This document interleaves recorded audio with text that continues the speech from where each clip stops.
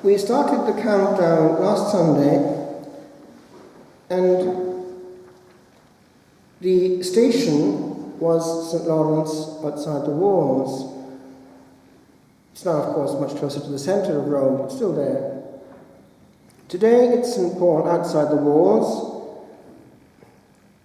hence this reading which we had of the life and self-defense of the Apostle of the Gentiles, hence also the prayer at the beginning where it refers to the Doctor of the Gentiles. Eventually the station will be in St. Peter's, and then on Ash Wednesday itself it'll be in one of the old churches, unchanged, where the Paleo-Christian style is still seen, Santa Sabina, and you'll see the Holy Father taking the ashes there like any other human being on Ash Wednesday. These, of course, are all points for those who had the privilege of studying in Rome of happy memories, going one day after another from one ancient church to another throughout Lent. Paul, on the way to Damascus, fulminated, and yet he was, even before, following the light. And he was open to that light, rather like Newman.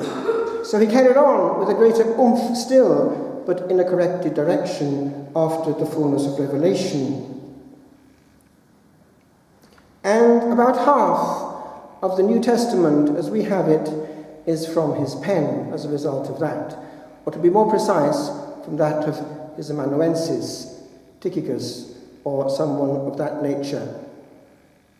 Because he had, it seems, a problem with his eyes. There's reference to it in Galatians. But he writes at the end of the epistles, in his own big letters, he says, his own signature and greeting. We have in the Gospel, again, a reference to the Word. And it's there I would like to pause with you for a few moments. The Word. The Word comes to us, first of all, through the channels of the air. You know the mechanism. A thought is in my brain. That same brain will command the nervous energy within the muscles of the mouth eventually in such a way that the tongue will form a vibrating column of air. It will touch then the molecules next to it until it is too weak to carry on the contact. However, it can be caught, which is what we're doing right now through modern means. First of all, through a good microphone, which enables everyone to hear, and then also through something which is freezing it in modern digital means, so the Word can relive. The Lord himself, it would seem, left nothing written. We only have one account of his writing anything, and it was in the 8th chapter of St. John, when he wrote on the ground, waiting for them to go away. However, we have from ancient tradition that he did write one thing, and I think actually it may still be in existence. He wrote to the king of Edessa a note. And Edessa was an early Christianity as a result, because he had contacted him by sending an envoy. Therefore, all that we have from the Lord's lips was put down in writing. And in the little Bible I have next to me where I pray in the oratory at home, I have it between the praying hands, made in olive wood in the Holy Land. And the pages are gilt-edged, showing the preciousness of the words, but the words of the Lord himself are in red. So when I see them, I am doubly, as it were, afraid of missing a grace. They're too precious to be lost. Were our words like that? we would have less to regret. Why? The words, even in the air, do not die as quickly as we think. Verba volant, scripta manent, says the old Latin proverb. Words have wings, volant. Scripta, written things, manent, remain. But the words in the air also remain. This week, I was actually trying my best to make a couple stay together. Why? Because of very hurtful words. Words actually can be daggers. Words can cause marriages to split up. Words can ruin relationships for years and years and years and years and years, just as they can be repaired by a word, the magic word, sorry, which is actually what saved this marriage I mentioned. It came at last and was enough.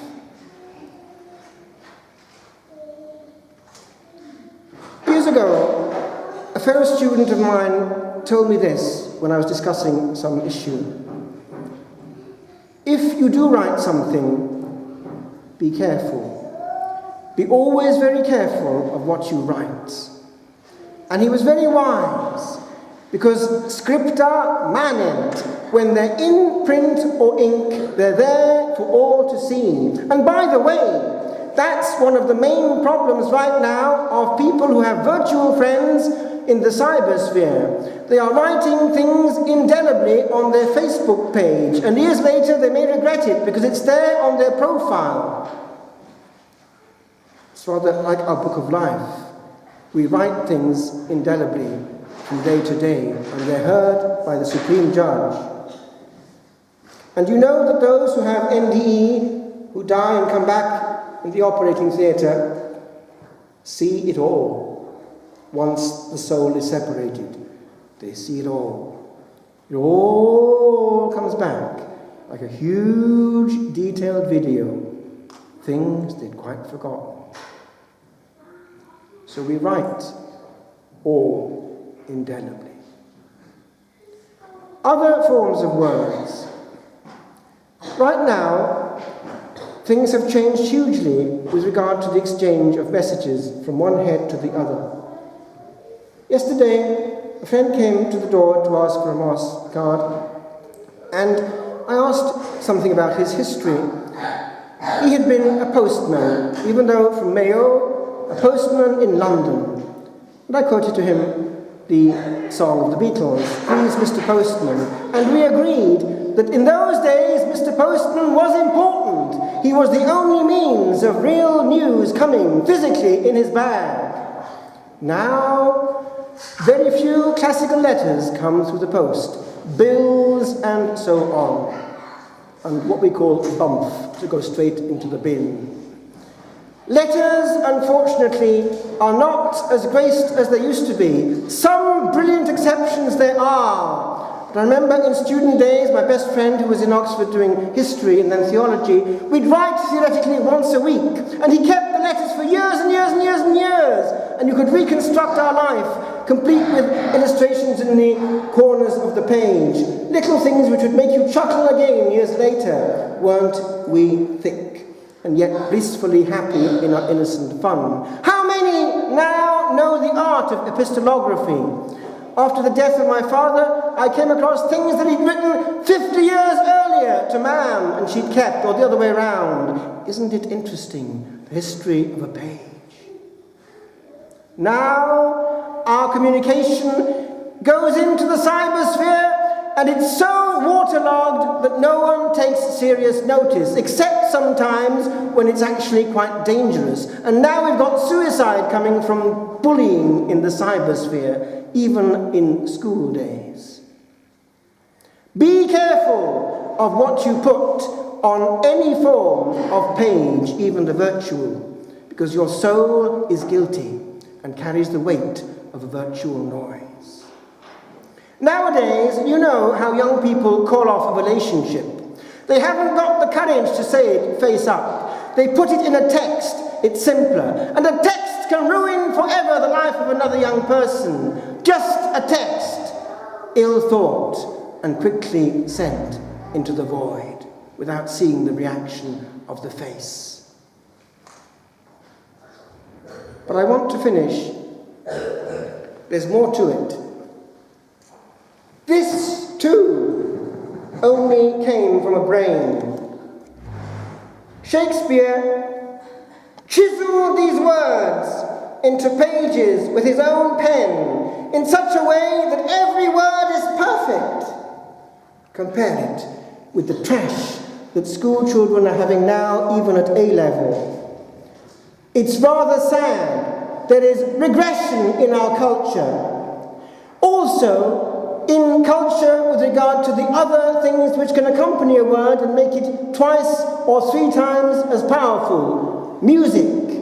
Music coupled with the word is extremely powerful, and some of the best songs have been of that combination and will last until the end of human culture. Listen to this. Twelfth Night, Act 1, Scene 1. If music be the food of love, play on. Give me excess of it, that surfeiting the appetite may sicken and so die. The strain again, it had a dying fall. Oh, it came o'er my ear like the sweet sound that breathes upon a bank of violets, stealing and giving odour. Compare that with what the average young person who has to be cool is obliged to have to be like everyone else, earphones, even as he's jogging in the street, listening to boom, diddy, boom, diddy, boom, diddy, boom, diddy. Do you think there's been advancement in culture? I tell you, my friends, it's a downward spiral. And the more we hear of these empty words, the less we hear the power of the word. So get your act together. Few words, well listened to, is all you need to nourish your soul.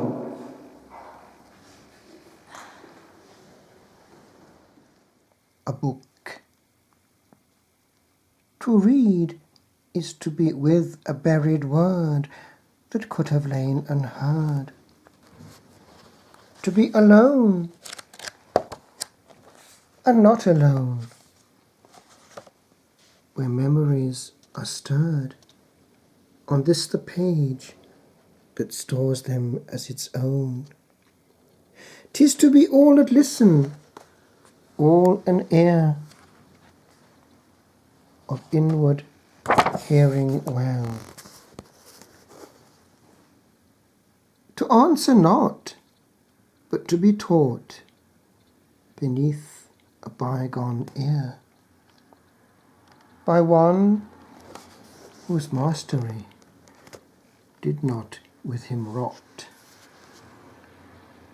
To write is to speak well, without a voice, across the years that threaten.